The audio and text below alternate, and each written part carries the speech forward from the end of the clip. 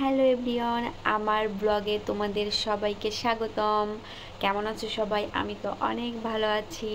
তো আজ রান্না করেছিলাম পোল্লা। এটা আমাদের খুলনা অঞ্চলে বটিয়াঘাটাতে এটাকে আমরা বলে থাকি পোল্লা। তো এটা খুব সিম্পলভাবেই আমি রান্না করেছিলাম।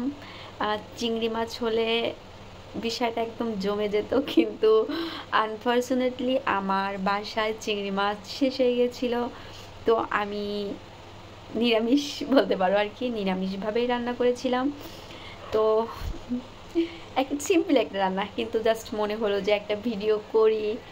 আর এটাতে চিংড়ি মাছ থাকুক বা অন্য কোনো মাছ থাকুক, সেটা আমার কাছে ম্যাটার করে না, কারণ এটা আমার অনেক প্রিয় একটা খাবার। আমার খুব ভালো লাগে। জাস্ট শুকনো মরিচ ফোড়ন দিয়ে, এটা কোনো জল না দিয়ে তেলের উপরে ছেড়ে দিলে 5 মিনিটে রান্না শেষ। দেখুন এতটা টেস্ট হয়েছিল। তোমাদের এটা খেতে কেমন লাগে তোমরা অবশ্যই জানিও। সবাইকে টাটা, লাভ ইউ।